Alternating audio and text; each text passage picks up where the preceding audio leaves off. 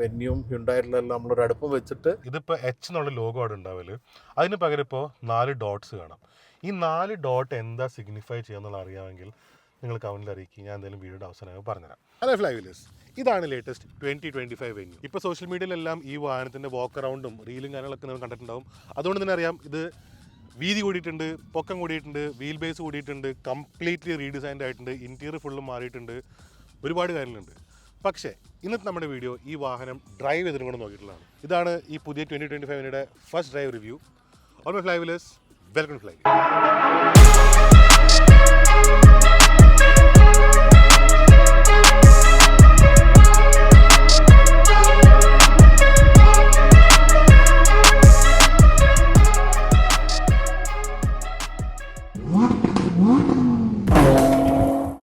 May 2019 Indian മാർക്കറ്റിലേക്ക് ആദ്യമായിട്ട് Hyundai venue എന്ന് പറയുന്ന ഈ വാഹനം ലോഞ്ച് ചെയ്തു. ആ വർഷം ഡിസംബർ ആകുമ്പോൾ തന്നെ 1 ലക്ഷം ബുക്കിംഗ്സ് ആയിരുന്നു ക്രോസ് ചെയ്തത്. അവിടെ തന്നെ നമുക്ക് മനസ്സിലാവും നമ്മുടെ ഇന്ത്യൻ മാർക്കറ്റിൽ എത്രത്തോളം ഈ ഒരു വാഹനം, അതായത് ഈ ഒരു സബ് 4 മീറ്റർ കോമ്പാക്ട് SUV എന്ന സെഗ്മെൻറ്റിലേക്ക് ഈ വാഹനം എത്രത്തോളം ഇമ്പോർട്ടൻസ് ഉണ്ടായിരുന്നുള്ളത്.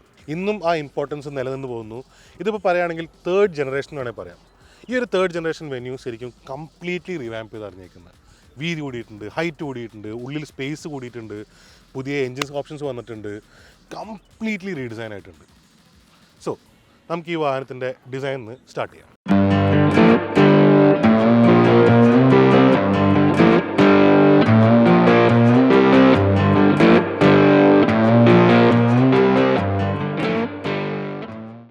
ഒറ്റ നോട്ടത്തിൽ നിങ്ങൾക്ക് വേറെ ഒരുപാട് വാഹനങ്ങളുടെ പോലെയൊക്കെ തോന്നുന്നുണ്ടായിരിക്കും അല്ലേ? അത് സംശയമൊന്നും വേണ്ട.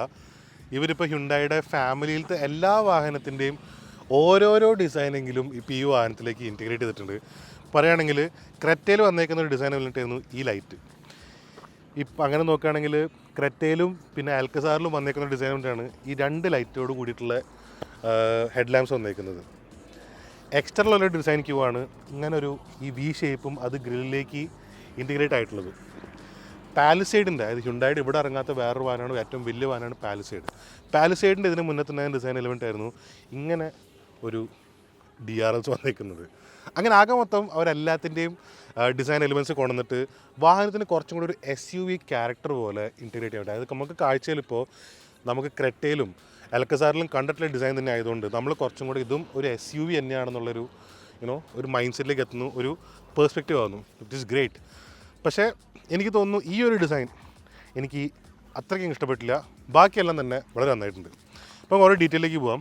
ഇതാണ് DRL വന്നേക്കുന്നത്. ഇൻഡിക്കേറ്റേഴ്സ് ഇവിടെ വന്നിട്ടുണ്ട്, 2 ഹെഡ്ലൈറ്റ്സ്. ഇത് ഹെഡ്ലൈറ്റ്സ് ലോങ് ത്രോയിൻ്റെയും പിന്നെ അതായത് ഹൈ ബീമിൻ്റെയും നോർമൽ ഹെഡ്ലൈറ്റിൻ്റെയാണ്. ഇതാണ് DRL വന്നേക്കുന്നത്. ഗ്രില്ല് വളരെ ബ്ലാക്ക് ചെയ്തിട്ടുണ്ട്, പക്ഷേ ചെറിയ ക്രോം എലിമെൻറ്റ്സ് കൊടുത്തിട്ട് വളരെ നീറ്റാക്കിയിരിക്കുന്നു. ഇവിടെയും ഇതൊരു ഗ്ലാസ് പാനൽ കാണാം. ഇതിൻ്റെ ഉള്ളിലും ചെറിയൊരു ഡിസൈൻ വന്നിട്ടുണ്ട്. താഴെ നോക്കിക്കഴിഞ്ഞാൽ അത്യാവശ്യം എലിമെൻറ്റ്സ് ഉള്ള ഒരു ബമ്പർ തന്നെയാണ്. അതിനും ഒരു SUV ക്യാരക്ടർ കൊടുക്കാൻ ഹെൽപ്പ് ചെയ്യുന്നു. ഇവിടെ ഒരു ചെറിയ ഡിസൈൻ എലിമെൻ്റ് ഉണ്ട്. നമുക്കിവിടെ ഒരു ചെറിയൊരു ആരോ മാർക്ക് കാണാൻ പറ്റും. ഇത് I feel is A very nice touch. കാരണം സാധാരണ ഈ ഇവിടെ ഇത് ടോഹുക്ക് അറ്റാച്ച് ചെയ്യാനുള്ളൊരു പോർഷനാണിത്. ഇത് തുറക്കാനായിട്ട് ഒന്ന് വലിക്കണം, സ്ക്രൂ ഡ്രൈവർ ഇട്ടിട്ട് തിരിക്കൊക്കെ വേണമായിരുന്നു. പക്ഷെ ഇപ്പോൾ ഈ ഒരു ആരോ മാർക്കിൻ്റെ അവിടെ പ്രസ് ചെയ്ത് കഴിഞ്ഞാൽ വളരെ ഈസി ആയിട്ട് ഇത് ഓപ്പൺ ചെയ്യാൻ പറ്റുന്നുണ്ട്, which is actually very nice. വളരെ നീറ്റായിട്ട് അവർ ഈസി ആക്കിയിട്ടുണ്ട്. അത് സ്മോൾ തിങ് ആണെങ്കിലും നോട്ടീസ് ചെയ്യാനും വെരി നൈസ്. നമുക്ക് സൈഡിലേക്ക് പോകാം. സൈഡിലേക്ക് നോക്കുമ്പോൾ നമുക്ക് ബോണറ്റ് നോക്കാം. ബോണറ്റ് ഇപ്പോൾ ശരിക്കും പറഞ്ഞാൽ ക്രെറ്റേന്ന് ബോർ ചെയ്തിട്ടുള്ളൊരു ഡിസൈൻ എലിമെൻ്റാണ്, വിച്ച് ലുക്സ് വെരി നൈസ്. തെറ്റൊന്നും പറയാനില്ല. അതും ഒരു SUV ആയിട്ടുള്ളൊരു പേഴ്സ്പെക്ഷൻ, ഒരു കാഴ്ചപ്പാട് ഈ വാഹനത്തിലുള്ള മാറ്റുന്നുണ്ട്. സൈഡിൽ നോക്കിക്കഴിഞ്ഞാൽ നമുക്ക് കറക്റ്റായിട്ട് എക്സ്റ്ററിൻ്റെ ആ ഡിസൈൻ എലിമെൻറ്റ് നമുക്ക് വൃത്തി കാണാൻ പറ്റും. ഈ ഒരു ആനിമേറ്റഡ് ആയിട്ടുള്ള വീൽ ആർച്ചസ് ഇതിനെക്കാട്ടിലും ഭയങ്കര വലിപ്പത്തിൽ ഫീൽ ചെയ്യുന്നത് അത് എക്സ്റ്ററിന് ഡയറക്റ്റ് ബോർ ചെയ്തിട്ടുള്ളൊരു ഡിസൈൻ എലിമെൻറ്റാണ്. താഴെ നോക്കിക്കഴിഞ്ഞാൽ ഡയമണ്ട് കട്ട് അലോയ്സ് കാണാം. 16 ഇഞ്ച് വീൽസാണ് ഇപ്പോൾ വരുന്നത്. ഇത് 215/60 R16 വീൽസാണ്, വിച്ച് ഈസ് വൈഡ് ഇനഫ്. അതിനിപ്പോൾ നമ്മൾ ഹൈവേയിൽ ഓടിച്ചു വന്നു, അത്യാവശ്യം നമുക്കൊരു സ്റ്റെബിലിറ്റി കാര്യങ്ങളൊക്കെ കിട്ടുന്നുണ്ട്.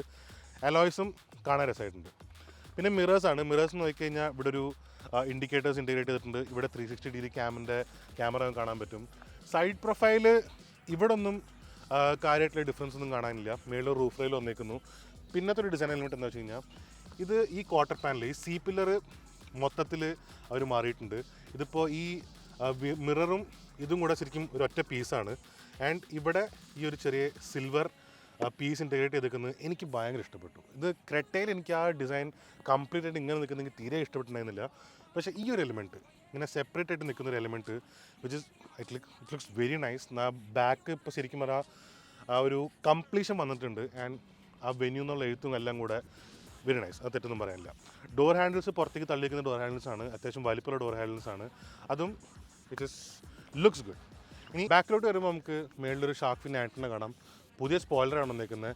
നല്ലൊരു ഡിസൈൻ ആയിട്ടുണ്ട്. ഇവിടെ ഒരു ചെറിയ കട്ടിങ് കൊടുത്തിട്ടൊക്കെ ഇറ്റ്സ് വെരി നൈസ്. നല്ല രസമായിട്ടുണ്ട് കാണാനായിട്ട്. താഴേക്ക് വരുമ്പോൾ നമുക്ക് ടെയിൽ ലൈറ്റ്സ് ഇപ്പോൾ വീണ്ടും കണക്റ്റഡ് ടെയിൽ ലൈറ്റ്സ് തന്നെയാണ് ഇപ്പോഴും. പക്ഷേ അത് കുറച്ചും കൂടെ സ്ലീക്ക് ആയിട്ടുണ്ട്. കുറച്ചും കൂടെ ഒരു എഡ്ജസും കാര്യങ്ങളൊക്കെ കൊടുത്ത് it looks very nice in the back. നമ്മളിപ്പോൾ ഡ്രൈവ് ചെയ്ത് വരുമ്പോൾ ബാക്കിയുള്ള മീഡിയാൻ്റെ വണ്ടിയൊക്കെ ഫ്രണ്ടിൽ പോകേണ്ടതെന്നും ബാക്കിൽ നിന്ന് കാണാൻ നല്ല ഭംഗിയുണ്ട്. ഇവിടെ ഒരു ഗ്ലാസ് പാനലുണ്ട് ഫ്രണ്ടിലത്തെ പോലെ തന്നെ. ഈ വെന്യൂ എന്നുള്ള എഴുത്ത് ആ ഗ്ലാസ് പാനലിൻ്റെ അകത്ത് ഇൻറ്റഗ്രേറ്റ് ചെയ്തേക്കുന്നു. It's again a very nice feature. നന്നായിട്ടുണ്ട് കാണാനായിട്ട്. ഫ്രണ്ടിലെ പോലെ തന്നെ ഇവിടെയും നമുക്ക് റിഫ്ലക്റ്റേഴ്സ് ആണത്. ഇത് DRLs അല്ല, റിഫ്ലക്റ്റേഴ്സ് ആണ്. ആൻഡ് ഫ്രണ്ടിലത്തെ സെയിം ഡിസൈൻ എലിമെൻറ്റ് തന്നെ ബാക്കിലേക്ക് കണ്ടിന്യൂ ചെയ്തിട്ടുണ്ട്. ഇവിടെയും ഫ്രണ്ടിലത്തെ പോലെ അത്യാവശ്യം ഡിസൈൻ ക്യൂസോട് കൂടിയിട്ടുള്ളൊരു ബമ്പർ നമുക്ക് കാണാം. ഇവിടെ നമുക്ക് ഒരു ക്യാമറ കാണാൻ പറ്റും. ആൻഡ് റെയർ ലൈറ്റ്സ്, അതായത് റിവേഴ്സിംഗ് ലൈറ്റ്സ് ഏറ്റവും താഴെ ഇൻറ്റഗ്രേറ്റ് എടുക്കുന്നത്. ഇവിടെ അല്ല, അതൊരു പുതിയ ഡിസൈൻ എലിമെൻറ്റായിട്ടുണ്ട്. It is very nice. ബാക്കിൽ നിന്ന് നോക്കിക്കഴിഞ്ഞാൽ ശരിക്കും നമുക്ക് ഇതിൻ്റെ വീതി കൂടിയിട്ടുണ്ടെന്ന് മനസ്സിലാവുക. ഏകദേശം 30 mm വീതി കൂടിയിട്ടുണ്ട്. 48 mm ടോളറായിട്ടുണ്ട്. 25 mm wheel base increase ചെയ്തിട്ടുണ്ട്. നേരത്തെ ഉണ്ടായിരുന്ന വെന്യൂക്ക് 350 ലിറ്റേഴ്സിൻ്റെ ബൂട്ട് സ്പേസ് ആയിരുന്നു. ഇതിപ്പോൾ 375 ലിറ്റേഴ്സ് ആയിട്ടുണ്ട്. അത് 900 അബവ് ആവും നമ്മൾ സീറ്റും കൂടെ കമത്തി ഇട്ട് കഴിഞ്ഞാൽ. നമുക്ക് ഇതിൻ്റെ ആക്സസിബിലിറ്റി നോക്കാൻ അത്യാവശ്യം, പക്ഷേ ലിപ്പ് മേളിലേക്ക് നിൽക്കുന്ന ഒരു ബൂട്ടാണ്. അതുകൊണ്ട് നമുക്ക് സാധനങ്ങൾ എടുത്ത് വെക്കാൻ ലേശം ബുദ്ധിമുട്ടായിരിക്കും. പക്ഷേ എടുത്ത് വെച്ച് കഴിഞ്ഞാൽ അത്യാവശ്യം വിസ്താരമുള്ള ഒരു വലിയ ബൂട്ട് സ്പേസ് തന്നെയാണ്. നമുക്ക് 2 സൂട്ട് കേസ്, അതായത് നമ്മുടെ ക്യാബിൻ ലഗേജിനെക്കാളും കുറച്ച് വലുതുള്ള മീഡിയം ലഗേജ് ഇല്ലേ, മീഡിയം ലഗേജ് തന്നെ നമുക്ക് 2 എണ്ണം വെക്കാൻ പറ്റും. അതിന് വേണ്ട 2 ബാഗ് വെക്കാൻ പറ്റും. അതായത് ഈസിലി ഒരു ഫാമിലിക്ക്, ഒരു 4 പേരുടെ ഫാമിലിക്ക് ഒരു വീക്കെൻഡ് ട്രിപ്പ്, ശരിക്കും പറഞ്ഞാൽ ഒരു 4 ഡേ ട്രിപ്പ് വരെ കൊണ്ടുപോകാനുള്ള ലഗേജ് സ്പേസ് ഈ വാഹനത്തിനകത്തുണ്ട്. ഇനി നമുക്ക് അകത്ത് വന്നേക്കുന്ന മാറ്റങ്ങളാണ് നോക്കേണ്ടത്. അതൊന്ന് ഒരുപാടുണ്ട്.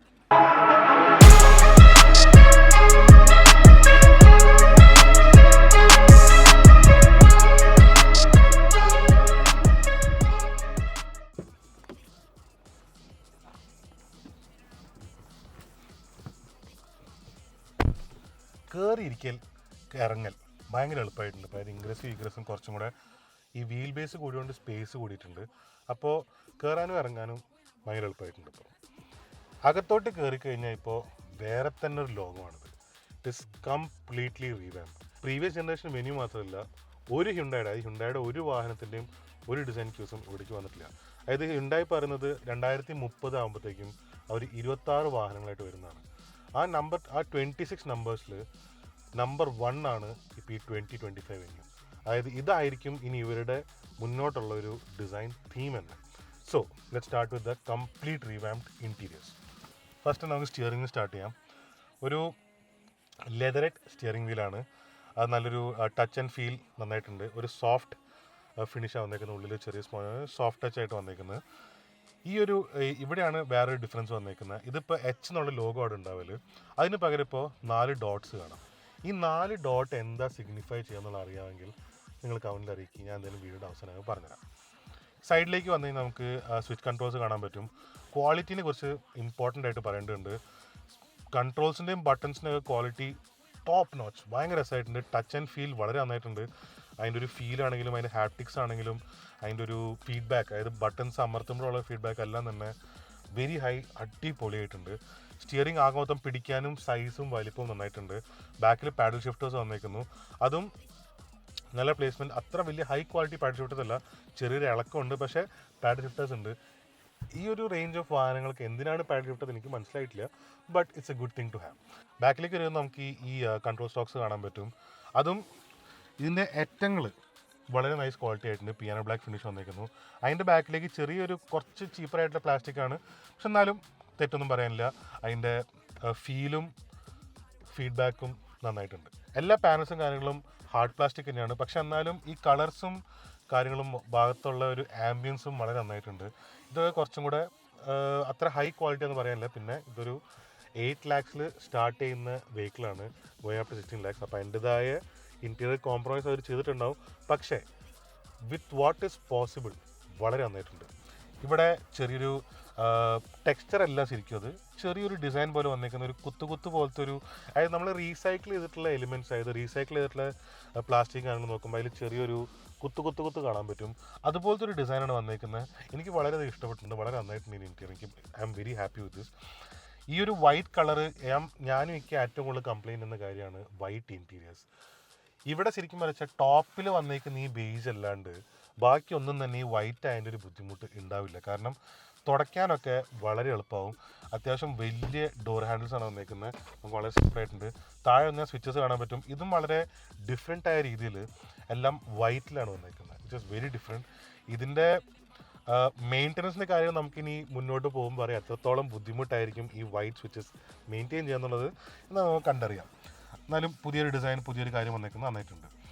ഡാഷ് ആകാൻ മൊത്തം നോക്കുകയാണെങ്കിൽ ഇതൊരു എച്ച് ഡിസൈനാണ് വന്നിരിക്കുന്നത്, അതായത് എച്ച് ആണ് കാണുന്നത്, ഹ്യുണ്ടായുടെ എച്ച്. ഇവിടെ നീറ്റായിട്ട് എയർ വെൻസ് ഇൻറ്റഗ്രേറ്റ് ചെയ്തിട്ട് അറ്റത്തേക്ക് വന്നു കഴിഞ്ഞാൽ വേർട്ടിക്കലായിട്ടുള്ള സ്ലാബ്സാണ് വന്നിരിക്കുന്നത്. വെന്യൂ എന്നുള്ള എഴുത്തോടെ കാണാം. ഇവിടെയും ഞാൻ നേരത്തെ പറഞ്ഞുള്ള റീസൈക്കിൾ പ്ലാസ്റ്റിക്കിൽ കാണുന്ന കുത്തു എലിമെൻറ്റ്സ് ഇവിടെയുണ്ട്. പക്ഷെ അത് ഈ ഫ്രണ്ടിലത്തെ ഈ ഒരു പോർഷനിൽ മാത്രമേ ഉള്ളൂ, അത് ബാക്കിലേക്ക് വരുമ്പോൾ ഇല്ല. വിച്ച് മേക്സ് നമുക്ക് അപ്പോൾ മനസ്സിലാവുന്നുണ്ട് ഇതൊരു ഡിസൈൻ എലിമെൻ്റ് ആണെന്നുള്ളതും ഇത് ഹ്യുണ്ടായി വേണമെന്ന് ചെയ്തിട്ടുള്ളതാണ്. വിച്ച് ഇസ് എനിക്ക് ഈ ഡിസൈൻ ഭയങ്കര ഇഷ്ടപ്പെട്ടു. അതുപോലെ തന്നെ നമ്മളിവിടെ നോക്കുകയാണെങ്കിൽ ESC ഓഫിനുള്ളതും പിന്നെ ഹെഡ്ലൈറ്റ്സിൻ്റെ പൊസിഷൻ ഡിറ്റർമിൻ ചെയ്യുന്ന നോബും കാണാൻ പറ്റും. സ്റ്റാർട്ട് സ്റ്റോപ്പ് ബട്ടൺ ഇവിടെ വന്നേക്കുന്നത്. സ്റ്റിയറിങ്ങിൻ്റെ ബാക്കിലായിട്ടാണ് ഇപ്പോൾ ഈ പുതിയ കേർവ്ഡ് ഇൻഫോർടൈൻമെൻറ്റ് ആൻഡ് ഡിജിറ്റൽ ക്ലസ്റ്ററായിട്ട് ഒരുമിച്ച് വന്നേക്കുന്നത്. 12.3 ഇഞ്ചസിൻ്റെ 2 സ്ക്രീനാണിത്. ആകെ മൊത്തം 62 സെൻറ്റിമീറ്റേഴ്സ് ആണ് ഇപ്പോൾ ഇത് കംപ്ലീറ്റഡ് വന്നേക്കുന്നത്. ഇപ്പോൾ ഹ്യുണ്ടായുടെ വണ്ടികളിൽ ഈ അറ്റത്തായിട്ടൊരു ചെറിയ പോർഷൻ കാണലുണ്ട്, ഒരു മാഗ്നറ്റിക് ഒരു ചെറിയ പോർഷൻ അവിടെ ഫോട്ടോ വെക്കാനുള്ളതെന്ന് പറയുന്നത്. അത് എനിക്ക് എന്തിനാണെന്ന് മനസ്സിലായിട്ടില്ല, but when you think of it, അത് നമ്മളിവിടെ നമ്മുടെ ഫാമിലിയുടെ ഫോട്ടോ വെച്ച് കഴിഞ്ഞാൽ നമുക്ക് ഓവറായിട്ട് സ്പീഡിൽ പോകാൻ തോന്നില്ല, അത് സേഫ്റ്റി വെറുതെയാണ്. ഇൻഫർടൈൻമെൻറ്റ് നമുക്ക് നോക്കാം. ഇൻഫർടൈൻമെൻറ്റ് 12.3 ഇഞ്ചസിൻ്റെ 2 സ്ക്രീനാണ് വന്നിരിക്കുന്നത്. ഈ സ്ക്രീനിന് രണ്ടും ഞാൻ പിന്നീട് എക്സ്പ്ലെയിൻ ചെയ്യാം. അതിന് താഴെ ഞാൻ പറഞ്ഞു എയർ വെൻസ് സ്ലീക്ക് ആയിട്ടുണ്ട്, വളരെ നീറ്റായിട്ടുണ്ട്. ഡിസൈൻ എലമെൻസ് ആണെങ്കിലും ക്യൂസ് ആണെങ്കിലും ജസ്റ്റ് വെരി നൈസ്, എനിക്ക് ഭയങ്കര ഇഷ്ടപ്പെട്ടു. അതിൻ്റെ താഴെ വന്നു കഴിഞ്ഞാൽ AC-യുടെയും പിന്നെ നമുക്ക് ഈ ഇൻഫർടൈൻമെൻറ്റ് കൺട്രോൾ ചെയ്യാനുള്ള സ്വിച്ചസ് ആണ് ഈ കാണുന്നത്. ടോപ്പ് ക്വാളിറ്റി ആയിട്ടുണ്ട്, വളരെ നന്നായിട്ടുണ്ട്. സ്വിച്ചസൊക്കെ ടച്ച് ആൻഡ് ഫീൽ ആണെങ്കിലും എല്ലാം, ഈ നോബ്സും വളരെ ഫീഡ്ബാക്ക് രസമുണ്ട്.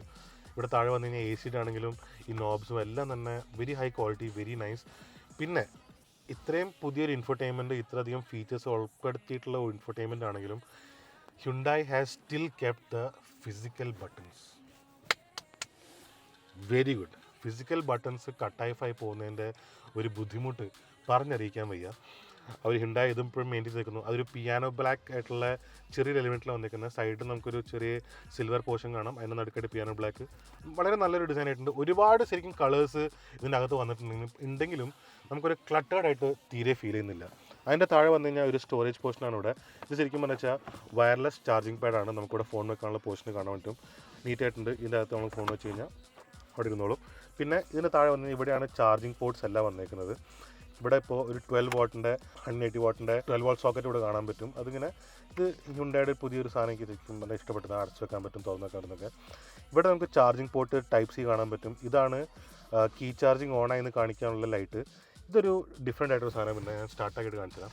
ഇതിപ്പോൾ നമ്മൾ ഒന്നില്ലെങ്കിൽ നമുക്ക് ചാർജർ മാത്രമായിട്ട് ഉപയോഗിക്കാം, അല്ലെങ്കിൽ USB ആയത് കണക്ട് ചെയ്യാനുള്ള USB പ്ലസ് ചാർജർ ഇട്ടു. ഇതിന് വെറുതെ ഈ ബട്ടൺ അമർത്തിയാൽ മതി, അത് നല്ലൊരു ലൈറ്റും കൊടുത്തേക്കുന്നു. ഇതിൻ്റെ മേളിലുണ്ടായിരുന്ന ഒരു എന്തായാലും പറയുക, നമുക്ക് ഇൻഫർമേഷനാണ് എങ്ങനെ ഈ വയർലെസ് ചാർജിങ് പാഡ് ഉപയോഗിക്കുക എന്നുള്ളതിന്. ഇവിടെ ഒരു ചെറിയ സ്റ്റോറേജ് പോർഷൻ നമുക്ക് കാണാൻ പറ്റും. ബാക്കിൽ വന്നു കഴിഞ്ഞാൽ ഗിയർ നോബിൻ്റെയും ഡിസൈൻ വളരെ നന്നായിട്ടുണ്ട്. N ലൈൻ വെഹിക്കിൾസിൽ ഉണ്ടാകുന്ന ഡിസൈനാണ് ഇങ്ങനത്തെ ഒരു ഗിയർ നോബ്. ഇതിൻ്റെ ഹ്യുണ്ടായി വെന്യൂൻ്റെ N ലൈനിൽ തന്നെ ഇവിടെ N എന്നുള്ളൊരു ഡിസൈനും കാണാം. നൈസായിട്ടുണ്ട്. ഇവിടെ ഒരു ചെറിയ സിൽവർ പോർഷൻ വന്നേക്കുന്നു, പിടിക്കാനൊക്കെ വളരെ നന്നായിട്ടുണ്ട്. വെന്റിലേറ്റഡ് സീറ്റ്സിൻ്റെ ബട്ടൺസ് നമുക്ക് ഇവിടെ ആയിട്ട് കാണാൻ പറ്റും. പിന്നെ പാർക്കിംഗ് സെൻസറിൻ്റെയും പാർക്കിംഗ് ക്യാമറയുടെയും ബട്ടൺ ഇവിടെ ഇൻറ്റഗ്രേറ്റ് ചെയ്തേക്കുന്നത്. പിന്നെ ഈ ബാക്കിലേക്ക് വന്നു കഴിഞ്ഞാൽ ഡ്രൈവിൻ്റെയും ട്രാക്ഷൻ്റെയും, അതായത് ഡ്രൈവ് മോഡ്സ് 3 ഉണ്ട്. Eco, normal, sport. അതിപ്പോൾ ട്രാക്ഷൻ ആയിക്കഴിഞ്ഞാൽ അതും 3 മോഡുണ്ട്. Snow, mud, sand. 4 ഡ്രൈവ് വണ്ടിയൊന്നുമില്ല, പക്ഷേ ട്രാക്ഷനിൽ ഒന്ന് കൺട്രോൾ ചെയ്തിട്ട് നമുക്ക് ഇങ്ങനത്തെ ടെറൈനും ഓടിക്കാൻ പറ്റുന്ന രീതിയിൽ നമുക്ക് കൺട്രോൾ ചെയ്യാൻ പറ്റും. പാർക്കിംഗ് ബ്രേക്ക് ഇവിടെ വന്നേക്കുന്നു. ഓട്ടോ ഹോൾഡിന് ബട്ടൺ ഇവിടെ വന്നേക്കുന്നു. ബാക്കിൽ കപ്പ് ഹോൾഡേഴ്സ് വന്നേക്കുന്നത്. നടുക്കായിട്ട് പിന്നെ ഫോൺ വെക്കാൻ ഒരു ചെറിയൊരു പോർഷൻ കാണാം. പക്ഷേ ഇപ്പോൾ മനസ്സിലായ ഒരു കാര്യമാണ്, കേസുള്ള ഇതിപ്പോൾ അത്യാവശ്യം വലിയൊരു കേസൊന്നുമില്ല, ഒരു സിമ്പിളായിട്ടുള്ള നോർമൽ കേസാണ്. ഇത് S23 അൾട്രയാണ്, വലിയൊരു ഫോണുമാണ്. പക്ഷേ ഈ സാധനം ഇതിൻ്റെ അകത്ത് കയറില്ല. കേസ് അഴിച്ചു കഴിഞ്ഞാൽ കയറും, പക്ഷെ എന്നാലും ഫുൾ ഇറങ്ങിപ്പോയില്ല. അപ്പോൾ വലിയ ഫോണിന് പറ്റുന്നൊരു സ്ഥലം അല്ല ഇത്. 2 കപ്പ് ഹോൾഡേഴ്സാണ് വന്നേക്കുന്നത്. ഇനി കീ ആണ് ഇപ്പോൾ ഒരു ഡിഫറെൻ്റ് ആയിട്ടുള്ള സാധനം. ഇതും പുതിയൊരു എലിമെൻ്റ് ആണ്. സ്റ്റിയറിംഗ് വീൽ ഉണ്ടായിരുന്ന ലോഗോ അവർ കീയിലേക്ക് മാറ്റിയിട്ടുണ്ട്. ഇതിപ്പോൾ ആ ഹ്യുണ്ടായുടെ H ആണ് ഈ കാണുന്നത്, മനസ്സിലാവേണ്ടതായിരിക്കും. ലോക്ക്, ഇത് ഹോൾഡ്, പിന്നെ അമർത്തി പിടിച്ച് കഴിഞ്ഞാൽ ബൂട്ട് ഓപ്പൺ ചെയ്യാനുള്ള ബട്ടൺ. എനിക്ക് ശരിക്കും പഴയ കീ തന്നെ ഇഷ്ടം. എനിക്ക് ഈ പുതിയ കീ അത്രയ്ക്ക് ഇഷ്ടപ്പെട്ടില്ല. ഈ ലോഗോ ഇവിടെ എടുത്തിരിക്കുന്നത് നൈസ്, ഡിഫറെൻ്റ് അത്രേ ഉള്ളൂ. ബാക്കിലേക്ക് വന്നു കഴിഞ്ഞാൽ ഗ്ലൗ ബോക്സ് ആണ്. അത്രയും വലിയൊരു ഗ്ലൗ ബോക്സ് അല്ല, വളരെ ചെറിയ ഗ്ലൗ ബോക്സ് ആണ്. അത്യാവശ്യം സാധനങ്ങൾ മാത്രം നമുക്ക് സ്റ്റോർ ചെയ്യാനുള്ളൊരു ചെറിയ ഗ്ലൗ ബോക്സ്. അതിൻ്റെ അകത്ത് ഇപ്പോൾ 4 സ്ക്രൂ കിടപ്പുണ്ട്. എവിടെ നിന്ന് ഊരി പോകുന്ന തരത്തിൽ അജാസ്റ്റിന് വണ്ടിക്കകത്ത് കിട്ടിയതാണ്. അപ്പോൾ ഇതിനകത്ത് ചോദിച്ചാൽ വളരെ ചെറിയ ഗ്ലൗ ബോക്സ്. പിന്നെ സീറ്റ്സിൻ്റെ ഡിസൈൻ അടിപൊളിയായിട്ടുണ്ട്. എനിക്ക് ഭയങ്കര ഇഷ്ടപ്പെട്ടു. ഇത് എൻ്റെ കാരൻസിനുണ്ടായിരുന്ന ഒരു ബ്ലൂ കളർ ഉണ്ടായിരുന്നു. ആ ബ്ലൂ തന്നെയാണ് ഈ വാഹനത്തിനകത്തും വന്നേക്കുന്നത്. എനിക്ക് ആ ബ്ലൂ അത് ഭയങ്കര ഇഷ്ടപ്പെട്ടിട്ടുണ്ടായിരുന്നു. ആ ഉള്ളിൽ കൊടുക്കാൻ പറ്റിയ അടിപൊളി കളർ. ആ കളറിലാണ് ഇവിടെ കോൺസോളും ഡാഷ്ബോർഡും ഈ സീറ്റിൻ്റെ താഴ്ഭാഗം വന്നേക്കുന്നത്. പിന്നെ ഈ സീറ്റിൻ്റെ ബാക്ക് സൈഡും. പക്ഷേ ഇവിടെ ഈ ഒരു വൈറ്റ് പോർഷൻ കൊടുത്തേക്കുന്നത്, ഇത് 2 ഡിഫറെൻറ്റ് കളേഴ്സിൽ കൊടുത്തേക്കുന്നത്. ഈ വെന്യൂ എന്നുള്ള എഴുത്ത് പിന്നെ ഈ സൈഡിൽ പോയിരിക്കുന്നത് ഇവിടെ കാണാൻ പറ്റും. വെന്യൂ എന്നുള്ള എഴുത്ത് ഇവിടെ സൈഡിലായിട്ട് ഇങ്ങനെ 4 സ്ട്രിപ്പൊക്കെ ആയിട്ട് വന്നേക്കുന്നത്. നന്നായിട്ടുണ്ട്, അടിപൊളിയായിട്ടുണ്ട് കാണാൻ. വെന്റിലേറ്റഡ് സീറ്റ്സ് ആണ്, അതിൻ്റെ പെർഫറേഷൻസ് ആണ് ഈ കാണുന്നത്. സീറ്റ് എനിക്ക് വളരെയധികം ഇഷ്ടപ്പെട്ടു, ഒരുപാട് ഇഷ്ടപ്പെട്ടത് എടുത്ത് പറയാനുണ്ട്. ഇനി ഇവിടെ ഞാൻ ഗ്ലൗ ബോക്സ് ആണ്. അത്യാവശ്യം വലിപ്പമുള്ളൊരു ഗ്ലൗ ബോക്സ് ആണ്. അതിനകത്ത് ഒരുപാട് സാധനങ്ങളുണ്ട്. അത്യാവശ്യം വലിപ്പമുള്ള ഗ്ലൗ ബോക്സ്. അതിനകത്തൊരു വെന്റിലേഷൻ ഓണാക്കാനുള്ള ഇതും കാണാൻ പറ്റും. നമുക്ക് ഓണാക്കി കഴിഞ്ഞാൽ വെന്റിലേഷൻ ഓണാവും. അപ്പോൾ ചെറിയൊരു കൂളറായിട്ട് നമുക്ക് ഉപയോഗിക്കാം. ഇതിൻ്റെ മേളിൽ നോക്കിക്കഴിഞ്ഞാൽ ഇവിടെയും ചെറിയൊരു സ്റ്റോറേജ് ഓപ്ഷൻ കാണാം. ഇതായിരുന്നു ഫ്രണ്ടിലുണ്ടായിരുന്നത്. 8 സ്പീക്കേഴ്സും വരുന്നുണ്ട്. അതൊക്കെ ഞാൻ ഇൻഫർടൈൻമെൻറ്റിനെ കുറിച്ച് കയറുമ്പോൾ ഞാൻ പറഞ്ഞുതരാം. ഇനി നമുക്ക് ബാക്ക് സീറ്റിലോട്ട് കാണാം. ബാക്ക് സീറ്റിൽ കയറി കഴിയുമ്പോഴാണ് നമുക്ക് ആ 25 മില്ലിമീറ്ററിൻ്റെ വീൽ ബേസ് ഇൻക്രീസ് ആയിട്ടുള്ള എൻ്റെ ഗുണം ശരിക്കും മനസ്സിലാവുന്നത്. ഇതിപ്പോൾ ഫ്രണ്ട് സീറ്റ് എൻ്റെ ഡ്രൈവിംഗ് പൊസിഷൻ ഞാൻ വെച്ചിട്ടുള്ളതാണ്. ഞാൻ അത്യാവശ്യം ബാക്കിലേക്കായിട്ട് കംഫർട്ടായിട്ടിരിക്കുന്ന ഒരാളാണ്. എന്നിട്ട് പോലും ബാക്ക് സീറ്റിൽ ഇത്രയ്ക്ക് സ്ഥലമുണ്ട്. ഇവിടെ ഈ സീറ്റ് നടുക്ക് കാണാൻ പറ്റും, ചെറിയൊരു ഇങ്ങനെ തൊരണ്ടി എടുത്തിട്ടുള്ള പോലെ. അത് ഒരുപാട് നമുക്ക് ഈ നീ റൂം ഇൻക്രീസ് ചെയ്യാൻ സഹായിക്കുന്നുണ്ട്. അത്യാവശ്യം കംഫർട്ടായിട്ടുള്ള ബാക്ക് സീറ്റിനാണ്. നമുക്കിവിടെ ഷോൾഡർ റൂം ആണെങ്കിൽ ഇൻക്രീസ് ചെയ്തിട്ടുണ്ട്. ഹെഡ് റൂം ഈ ഹൈറ്റ് കൂടിയിട്ടുള്ളതുകൊണ്ട് ഹെഡ് റൂം ഇൻക്രീസ് ആയിട്ടുണ്ട്. വീതി കൂടിയിട്ടുള്ളതുകൊണ്ട് ഷോൾഡർ റൂം ഇൻക്രീസ് ആയിട്ടുണ്ട്. നമുക്കിപ്പോൾ 3 പേർക്ക് ശരിക്കും പറയുക ഒന്ന് ലോങ് ഒന്നും അങ്ങനെ കംഫർട്ടായിട്ട് പോകാൻ പറ്റില്ല. പക്ഷേ 3 പേർക്ക് കംഫർട്ടബിളായിട്ട് യാത്ര ചെയ്യാൻ പറ്റുന്ന രീതിയിലുള്ള സ്പേസ് ബാക്കിലുണ്ട്. ഇതിപ്പോൾ ഹാൻഡ് റെസ്റ്റും ഇതും വന്നു കഴിഞ്ഞാൽ കണ്ട അത്യാവശ്യം കംഫർട്ടബിൾ ആയിട്ടുള്ള സീറ്റിംഗ് പൊസിഷനാണ്. ഇനി കംഫർട്ട് കുറച്ചും കൂടെ കൂട്ടാനുള്ള വേറൊരു ഓപ്ഷൻ കൂടെ വന്നിട്ടുണ്ട്. 2 ആംഗിളിൽ നമുക്കിപ്പോൾ സീറ്റിൻ്റെ റിക്ലൈൻ മാറ്റാൻ പറ്റും. ഇതിപ്പോൾ ഒന്നും കൂടി ചിരിക്കാൻ പറ്റും. ഈ ആംഗിളിൽ വരെ നമുക്കിപ്പോൾ യാത്ര ചെയ്യാൻ പറ്റും, വിച്ച് ഇസ് വെരി ഗ്രേറ്റ്. നന്നായിട്ടുണ്ട്. സീറ്റ്സ് ഇവിടെയും ഫ്രണ്ടിലുള്ള പോലെ തന്നെ ഈ ഒരു ബ്ലൂവും വൈറ്റും ആയിട്ട് ഡിസൈൻ കൊടുത്തേക്കുന്നു. നന്നായിട്ടുണ്ട്. ഇവിടെ 2 AC വെൻറ്റ് വന്നേക്കുന്നു. ബ്ലോവേഴ്സാണ്. 2 ചാർജർ വന്നിട്ടുണ്ട്. ഫോൺ വെക്കാനുള്ള ചെറിയൊരു പോർഷൻ വന്നേക്കുന്നു. സീറ്റിൻ്റെ ബാക്കിലുള്ള പക്ഷേ സ്റ്റോറേജ് ഓപ്ഷൻ ഇപ്പം ഇല്ല, അത് പോയിട്ടുണ്ട്. ഇവിടെ ഒരു 1 ലിറ്റർ ബോട്ടിൽ വെക്കാനുള്ള സ്പേസ് ഇവിടെ ഉണ്ട്. ചെറിയൊരു സ്റ്റോറേജ് അതിൻ്റെ ബാക്കിലേക്കായിട്ട് വന്നേക്കുന്നു. ലൈറ്റ്സ്, ഗ്രാബ് ഹാൻഡിൽ, ഇവിടെയും ബട്ടൺസ് ഇവിടെ വൈറ്റ് ആയിട്ട് നമുക്ക് വേണം. പിന്നെ നെക്സ്റ്റ് ഒരു കംഫർട്ട് ഇൻക്രീസ് ചെയ്യുന്ന മറ്റൊരു സാധനം വന്നിട്ടുള്ളതാണ്. ഇത് ഇവിടെയും വന്നേക്കുന്നു. ഇത് സോണറ്റിലൊക്കെ ഉണ്ട്. എന്നാലും ഈ ഒരു സാധനം വളരെയധികം ഉപയോഗമുള്ള ഒരു ചെറിയൊരു എലിമെൻ്റാണ്. അതും ഈ വാഹനത്തിനകത്തുണ്ട്. ഇനി ഈ വാഹനം നമുക്ക് ഇതിൻ്റെ ഇൻഫോർടൈൻമെൻറ്റിനെ കുറിച്ചും ഇതിൻ്റെ ഡ്രൈവബിലിറ്റിനെ കുറിച്ചൊക്കെ നമുക്ക് വിശദമായിട്ട് നോക്കാം. ഇൻഫോർടൈൻമെൻറ്റ് ഇതിപ്പോൾ ഹ്യുണ്ടായുടെ ഏറ്റവും ലേറ്റസ്റ്റ് ആയിട്ടുള്ള പുത്തൻ ഇൻഫോർടൈൻമെൻറ്റ് ഡിസൈനും ലേഔട്ടും കാര്യങ്ങളൊക്കെയാണ്. അത് നമുക്ക് വിശദമായിട്ടൊന്ന് നോക്കാം. ഇതാണിപ്പോൾ പുതിയ ലേഔട്ട്. നമുക്കിത് കംപ്ലീറ്റ്ലി ഇതിൻ്റെ ലേഔട്ടും കാര്യങ്ങളൊക്കെ നമുക്ക് കസ്റ്റമൈസ് ചെയ്യാൻ പറ്റും. ഇവിടെ ഇപ്പോൾ കൊടുത്തേക്കുന്ന മാപ്പും മ്യൂസിക്കും ഫോണുമാണ്. അത് 3 വലിപ്പത്തിൽ. മാപ്പ് ഈ വലിപ്പം, ഇത് കുറച്ചുകൂടി ചെറുത്, ഇത് ചെറുത്. 3 വിഡ്ജറ്റ്സ് പോലെ വന്നേക്കുന്നത്. സൈഡിലേക്ക് സ്വൈപ്പ് ചെയ്ത് കഴിഞ്ഞാൽ നമ്മൾ ഇമ്പോർട്ടൻ്റ് ആയിട്ട് വെച്ചിട്ടുള്ള നമ്മുടെ ഈസി ആക്സസ് ആയിട്ടുള്ള ടാബ്സ് ഇവിടെ നമുക്ക് കാണാൻ പറ്റും. ഫോൺ പ്രൊജക്ഷനും വോയിസ് മെമ്മോ എന്ന് വെച്ച് കഴിഞ്ഞാൽ നമുക്ക് ആവശ്യമുള്ള പോലെ പെട്ടെന്ന് നമുക്ക് ഇതിനൊരു ഐഡിയ തോന്നും. ഐഡിയ നമുക്ക് വണ്ടി ഓടിച്ചുകൊണ്ടിരിക്കുമ്പോൾ ഒരാൾ വിളിച്ചു പറയണം, അല്ലെങ്കിൽ വോയിസ് നോട്ടൊക്കെ അയക്കണം. അതിന് പകരം നമുക്ക് വണ്ടിക്കകത്ത് തന്നെ സേവ് ചെയ്ത് വെക്കാം. ഷെയർ ഡെസ്റ്റിനേഷനും ഈ ഷെയർ ഡെസ്റ്റിനേഷൻ വെതർ കാലണ്ടറൊക്കെ നമുക്ക് ബ്ലൂ ലിങ്ക് ആക്ടിവേറ്റ് ആയാൽ മാത്രമേ ആക്സസ് ചെയ്യാൻ പറ്റത്തുള്ളൂ. ബേസിക്കലി എന്താ വെച്ച് കഴിഞ്ഞാൽ ഷെയർ ഡെസ്റ്റിനേഷൻ നമുക്ക് ആർക്കെങ്കിലും ഡെസ്റ്റിനേഷൻ ഷെയർ ചെയ്ത് കൊടുക്കാനൊക്കെ ആയിട്ട് പിന്നെ മാപ്പ് സെറ്റ് ചെയ്യാനൊക്കെ ആയിട്ടുള്ള ഉപയോഗമാണ്. വെതർ ആസ് യൂഷ്വൽ അതിൻ്റെ കാലണ്ടറും എന്താ നമ്മൾ മനസ്സിലായിട്ടുണ്ട്. ഈ കാണുന്ന എല്ലാം തന്നെ നമുക്ക് ബ്ലൂ ലിങ്ക് സപ്പോർട്ട് ഉണ്ടെങ്കിൽ മാത്രമേ നമുക്കത് അതിൻ്റെ കറക്റ്റ് ഉപയോഗം നമുക്ക് മനസ്സിലാവുന്നുള്ളത് ആക്സസ് ചെയ്യാൻ പറ്റത്തുള്ളൂ. ഇനി നമുക്ക് ഇതിൻ്റെ മെനുവിലേക്ക് കയറാം. ഇവിടെ സെറ്റിങ്സിൽ കയറി കഴിഞ്ഞാലാണ് ബാക്കിയെല്ലാം നമുക്ക് കാണുന്നത്. നമുക്ക് വെഹിക്കിളിൻ്റെ അകത്ത് കയറാം. ഇപ്പോൾ driver assistance, climate, lights, doors ഒക്കെ ഓരോന്നോരോന്നായിട്ട് അഡ്ജസ്റ്റ് ചെയ്യാൻ പറ്റും. ഇപ്പോൾ ഇത് ലെവൽ 2 എഡാസ് ആയിട്ടാണ് വരുന്നത്. അതിൽ മൊത്തം 16 സേഫ്റ്റി ഫീച്ചേഴ്സാണ് ഇപ്പോൾ ഈ ലെവൽ 2 എഡാസിൽ വന്നിരിക്കുന്നത്. അത് എൻലൈൻ ആകുമ്പോൾ 21 ഫീച്ചേഴ്സ് ഉണ്ട്. അത് മെയിനായിട്ട് ഫ്രണ്ട് കൊളിഷൻ അസിസ്റ്റ്, നമുക്ക് ആവശ്യമുള്ള എല്ലാതരം ഡ്രൈവ് അസിസ്റ്റ് ഫീച്ചേഴ്സും ഇതിൽ ഇൻക്ലൂഡ് ചെയ്തിട്ടുണ്ട്. നമുക്ക് പിന്നെ ക്ലൈമറ്റ് പോയാലും നമുക്ക് സർക്കുലേഷൻ കാര്യങ്ങൾ കൺട്രോൾ ചെയ്യാം. ലൈറ്റും നമുക്ക് ഇൻഡിക്കേറ്റേഴ്സ് എത്ര പ്രാവശ്യം ഫ്ലാഷ് ചെയ്യണമെന്ന് വരെ നമുക്ക് കസ്റ്റമൈസ് ചെയ്യാൻ പറ്റും. അതായത് കണ്ടാൽ 1 ടച്ച് ടേൺ ഇൻഡിക്കേറ്റർ നമുക്ക് വേണമെങ്കിൽ ഓഫ് ആയിട്ട് വെക്കാം. 3 ഫ്ലാഷസ്, 5 ഫ്ലാഷസ്, 7 ഫ്ലാഷസ്. ഞാൻ 5 ഫ്ലാഷ് വെക്കാം. നേരത്തെ ഞാൻ ഇൻഡിക്കേറ്റർ ഇട്ടപ്പോൾ എനിക്ക് തോന്നിയത് സാധാരണ 3 ആണ് കേൾക്കൽ, അല്ലെങ്കിൽ കൂടിപ്പോയി 5. പക്ഷേ ഇത് 7 ഉണ്ടല്ലോ എന്ന് ഞാൻ ആലോചിച്ചിട്ടുണ്ടായിരുന്നു. എന്നിട്ട് ഇവിടെ വന്ന് ഞാൻ നോക്കിയപ്പോഴാണ് അത് നമുക്ക് വേണമെങ്കിൽ മാറ്റാൻ പറ്റും. ഈ വെൽക്കം മിറർ ലൈറ്റ് എന്ന് പറഞ്ഞു കഴിഞ്ഞാൽ അൺലോക്ക് ചെയ്യുമ്പോൾ താഴെ ലൈറ്റ് കത്തുന്നതും, ഹെഡ്ലൈറ്റ് ടൈം ഔട്ട് എത്ര ടൈം കൊണ്ട് ഓഫ് ആവണം, ഹൈ ബീം അസിസ്റ്റ് ഓട്ടോമാറ്റിക്കായിട്ട് ഓൺ ആവുന്നത്, ഇൻറ്റീരിയർ ലൈറ്റ്സ് ഓൺ, നമുക്ക് ഈ സ്വിച്ച് ഒക്കെ ഓണാക്കി വെച്ച് കഴിഞ്ഞാൽ പുറത്ത് ലൈറ്റ് ഉള്ളപ്പോൾ നമുക്ക് അകത്ത് ഓണാക്കി വെക്കാനും, ഡോർസ് ഇതുപോലെ തന്നെ നമുക്ക് ഓട്ടോ ലോക്ക് എപ്പോൾ ചെയ്യണം, ഓട്ടോ അൺലോക്ക് എപ്പോൾ ചെയ്യണം, അങ്ങനെ എല്ലാം തന്നെ നമുക്ക് ഇതിനകത്ത് ഓരോന്നെടുത്ത് നമുക്ക് അഡ്ജസ്റ്റ് ചെയ്യാൻ പറ്റും ആസ് പെർ ആ റിക്വയർമെൻറ്റ്. ഇതൊക്കെയായിരുന്നു നമുക്ക് വെഹിക്കിളിൻ്റെ അകത്ത് സൗണ്ടിനകത്ത് കയറി കഴിഞ്ഞാൽ ഇതുപോലെ തന്നെ നമുക്ക് ഫുൾ ഈക്വലൈസറും കാര്യങ്ങളും നമുക്ക് കംപ്ലീറ്റ് നമുക്ക് ആവശ്യമുള്ള പോലെ ഡ്രൈവർ അസിസ്റ്റൻസ് രീതിയിലും കണക്റ്റീവേഴ്സിലും എല്ലാം നമുക്ക് ഓരോന്ന് നമുക്ക് കസ്റ്റമൈസ് ചെയ്യാൻ പറ്റും.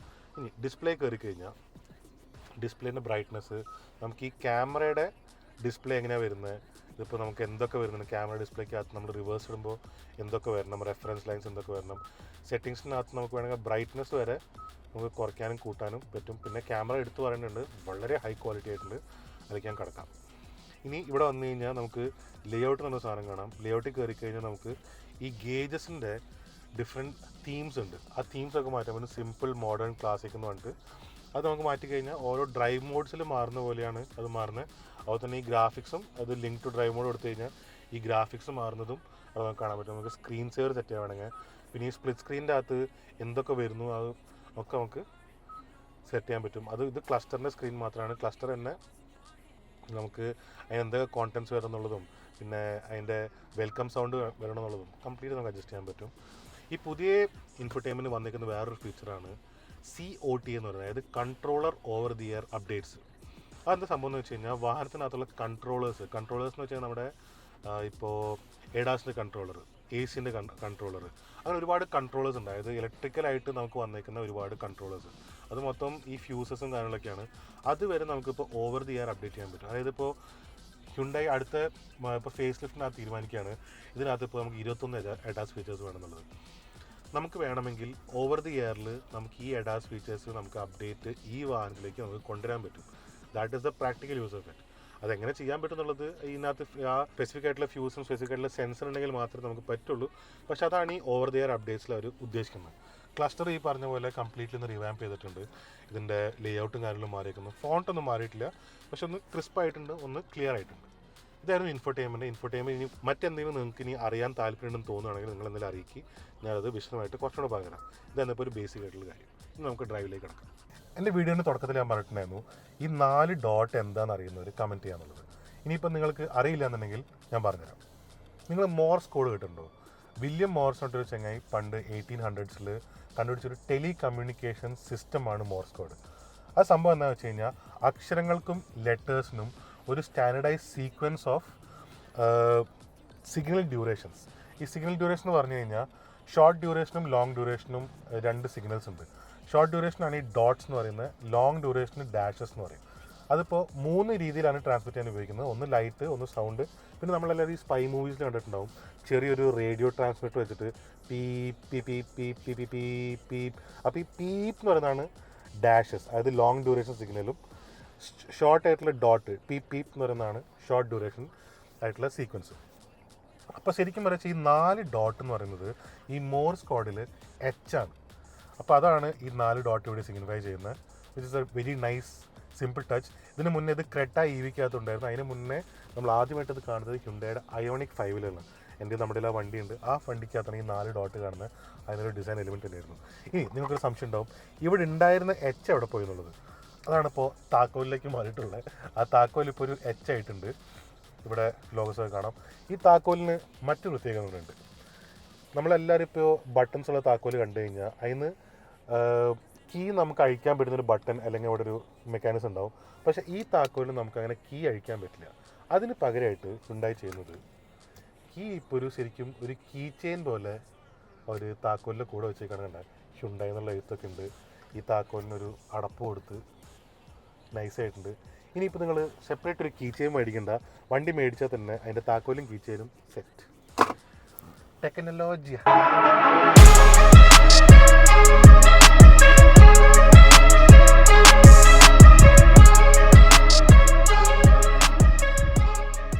വെന്യൂൻ്റെ ലോഞ്ചിനോ ഡ്രൈവിനോ ഒന്നും ഞാൻ സ്ഥലത്തുണ്ടായിരുന്നില്ല. ഓരോരോ ട്രിപ്പായിട്ട് പോയതാണ്. ഇപ്പോൾ ലാസ്റ്റ് ഉണ്ടായിരുന്ന UK ഈ വിറ്റാറിൻ്റെ ഡ്രൈവായിരുന്നു. അതിൻ്റെ റിവ്യൂ ഞാൻ പിന്നെ പറയാം, അത് കൊണ്ടുവരുന്നുണ്ടോ വീഡിയോ.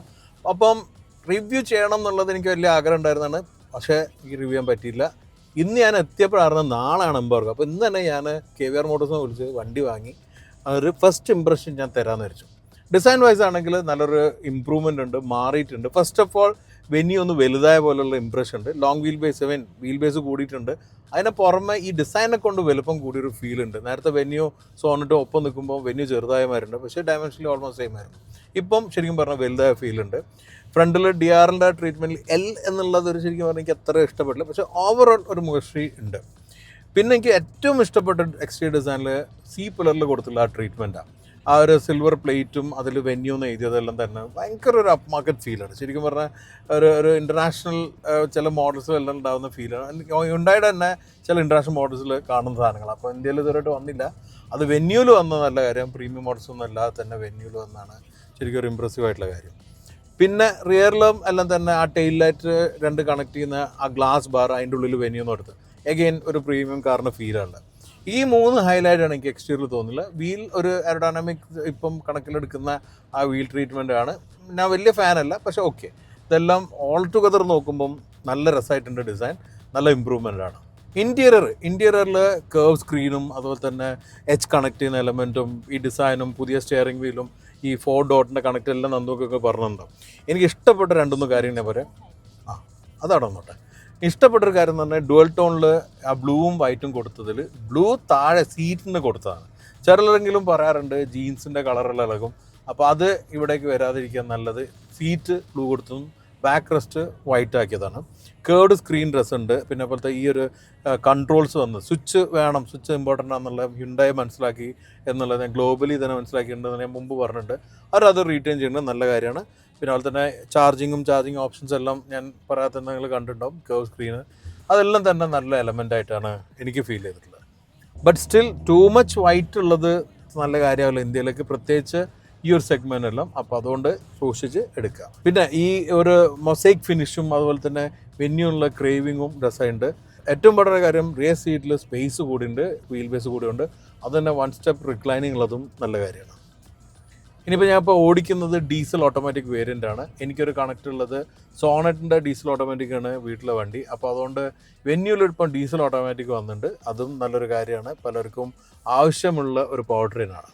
ഞാൻ ചെറിയ ഡ്രൈവാണ് ചെയ്തത്. ഡ്രൈവിൽ ഞാനിപ്പോൾ പവർ ട്രെയിനിൻ്റെ കുറച്ച് എക്സ്പീരിയൻസ് ഒന്നും ഞാൻ ഷെയർ ചെയ്യുന്നില്ല. അത് നന്ദു ഷെയർ ചെയ്യും, വേരിയൻസ് എല്ലാം ഉണ്ട്. അതുപോട്ടെ എനിക്ക് ഒറ്റ കാര്യമാണ് ഇവിടെ പറയാനുള്ളത്. റൈഡ് നന്നായി ഇമ്പ്രൂവ് ചെയ്തിട്ടുണ്ട്. ആ കംഫർട്ട് ലെവലെല്ലാം കൂടിയിട്ടുണ്ട്. കുറച്ച് ഡ്രൈവ് ചെയ്യുന്ന രീതിയിലുള്ള ഒരു സ്റ്റിഫ്നെസ് സസ്പെൻഷൻ ഉണ്ടെങ്കിലും എനിക്ക് കുറച്ചുകൂടി നല്ലൊരു കംഫർട്ട് ഫീൽ ലഭിക്കുന്നുണ്ട്. അതും നല്ല കാര്യമായിട്ട് എനിക്ക് തോന്നുന്നില്ല. അപ്പോൾ ഈ ഒരു ചെറിയ എൻ്റെ ഒരു ഫസ്റ്റ് ഇംപ്രഷൻ ഞാൻ ഇവിടെ ഷെയർ ചെയ്തിട്ടുള്ളൂ. റിവ്യൂവിൻ്റെ ഭാഗമാവാൻ കരുതിയിട്ടാണ്. വെന്യൂവും ഹ്യുണ്ടായിലെല്ലാം നമ്മളൊരു അടുപ്പം വെച്ചിട്ട് ഞാൻ ചെയ്തതാണ്. നമ്മുടെ ഒരു ഭാഗമായിട്ട് ചെയ്തിട്ടുണ്ട്. ഇനി ഞാൻ എൻ്റെ റിവ്യൂ പിന്നെ വേണമെങ്കിൽ വേറെ കൊണ്ടുവരാം. ബാക്കി നന്ദു പറയാനുള്ള നിങ്ങൾ കേട്ടുള്ളൂ. ഇന്നത്തെ ഡ്രൈവിൽ നമ്മൾ 2 എൻജിൻ ഗിയർ ബോക്സ് കോമ്പിനേഷനാണ് ഡ്രൈവ് ചെയ്ത് നോക്കാൻ പോകുന്നത്.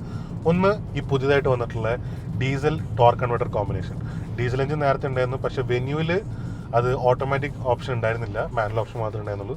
ഇപ്പോൾ ഈ ജനറേഷൻ വെന്യൂവിൽ ഇത് ടോർക്ക് കൺവെർട്ടറും കൂടെ ആയിട്ട് ഓട്ടോമാറ്റിക് ഓപ്ഷൻ ഒരു ഇൻട്രൊഡ്യൂസ് ചെയ്തിട്ടുണ്ട്. രണ്ടാമത്തെ ഓപ്ഷൻ നമ്മൾ നോക്കാൻ പോകുന്നത് 1 ലിറ്റർ ടർബോ പെട്രോൾ DCT ഓപ്ഷനാണ്.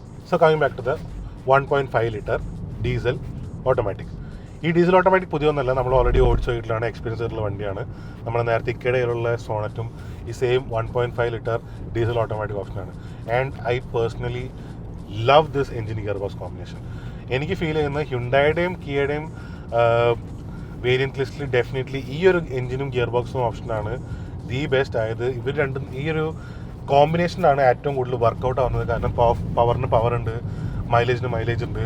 ആൻഡ് ആകെ മൊത്തം നമുക്ക് വളരെ ഈസിലി ലിവബിൾ ആയിട്ടുള്ളൊരു എഞ്ചിൻ ഗിയർ ബോക്സ് കോമ്പിനേഷനാണിത്. സോ ഐ ഫീൽ ഇതായിരിക്കും ഏറ്റവും കൂടുതൽ ആൾക്കാർ ഓപ്റ്റ് ചെയ്യാൻ പോകുന്ന ഒരു വേരിയൻറ്റ് അല്ലെങ്കിൽ ഒരു ഓപ്ഷൻ, ഡീസൽ ഓട്ടോമാറ്റിക്.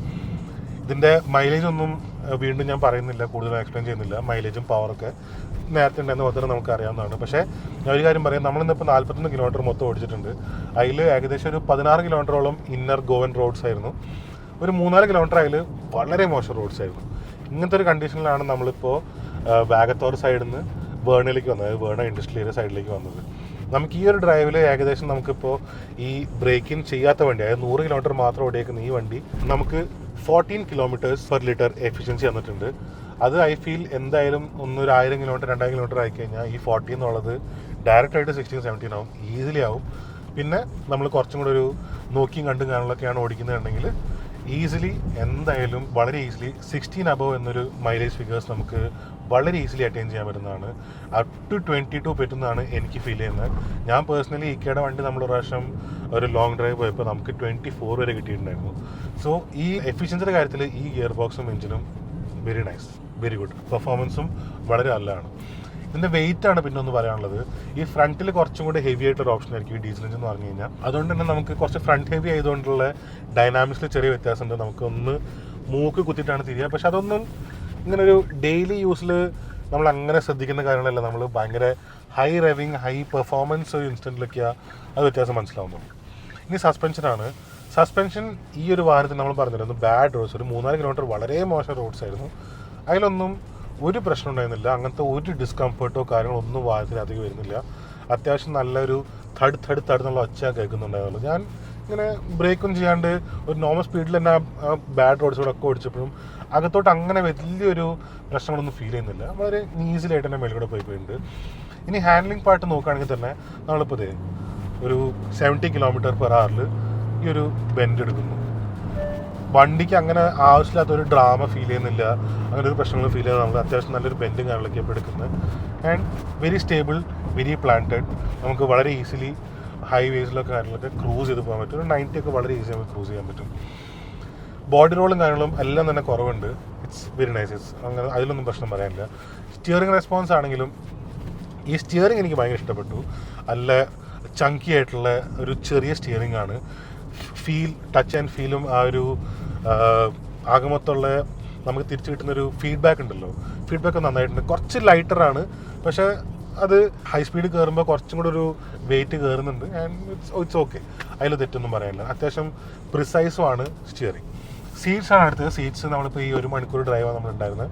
ആകെ മൊത്തം ഒരു 1.5 മണിക്കൂർ ഡ്രൈവ് ചെയ്തിട്ടുണ്ടാവും വണ്ടിക്കകത്ത്. ഈ സമയം ഇരുന്നിടത്ത് വെച്ചിട്ട് എനിക്ക് കിട്ടിയിട്ടുള്ളത് അത്യാവശ്യം തൈ സപ്പോർട്ട് ഉണ്ട്, അത്യാവശ്യം ലംബ സപ്പോർട്ട്, ബാക്ക് സപ്പോർട്ട്, ബോൾസേഴ്സ് നമ്മൾ നല്ല രീതിക്ക് പിടിച്ചിരുത്തുന്നു. It's a very nice seat. അതിൽ എനിക്ക് തെറ്റൊന്നും പറയാനില്ല.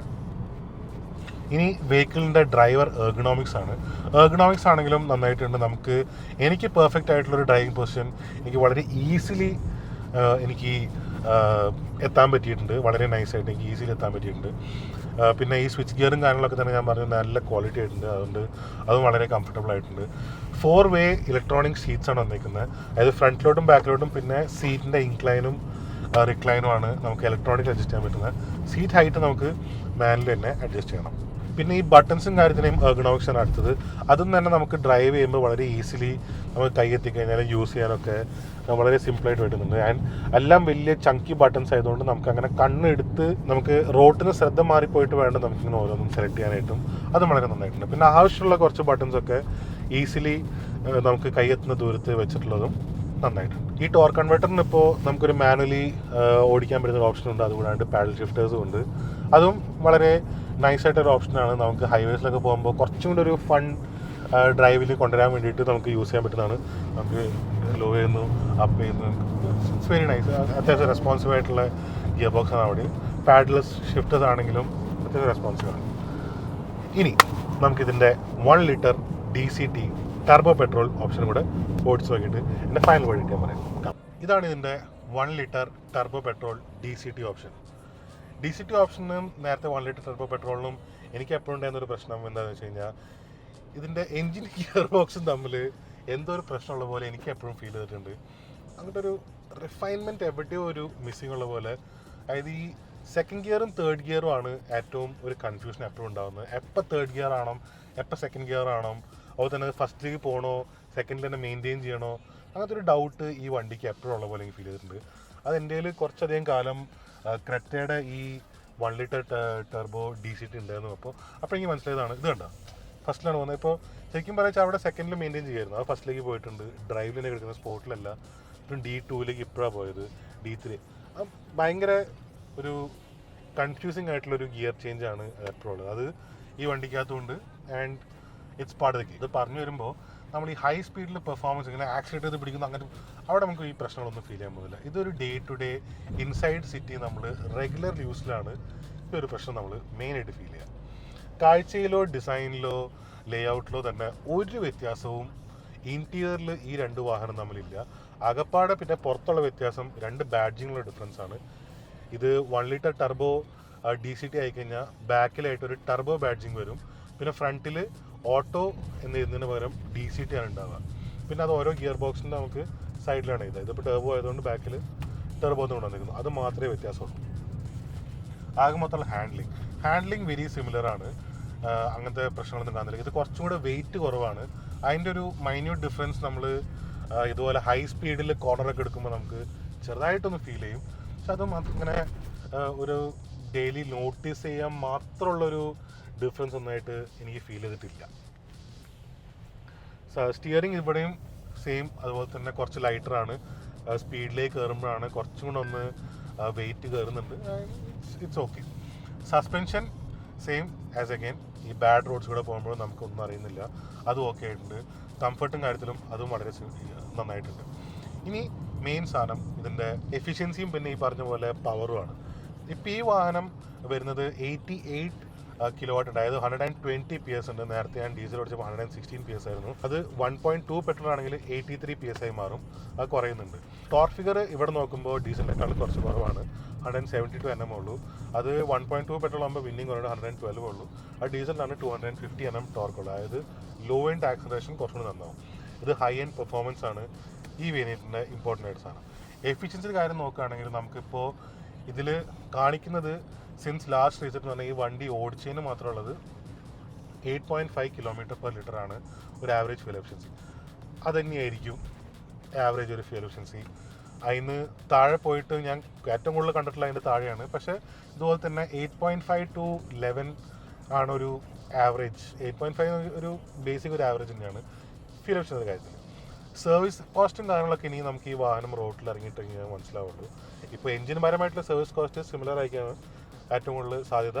എന്നാലും വേറെ കുറേ കാര്യങ്ങൾ ഇതിൻ്റെ മറ്റേ കൺട്രോളറിൻ്റെ ഓവർ ദെയർ അപ്ഡേറ്റ്സും കാര്യങ്ങളൊക്കെ വന്നേക്കുന്നത് അതിൻ്റെ കൂടെയുള്ള ഡിഫറൻസും കാര്യങ്ങളും നമുക്ക് ഇനി സർവീസ് തുടങ്ങുമ്പോഴേ അറിയുള്ളൂ.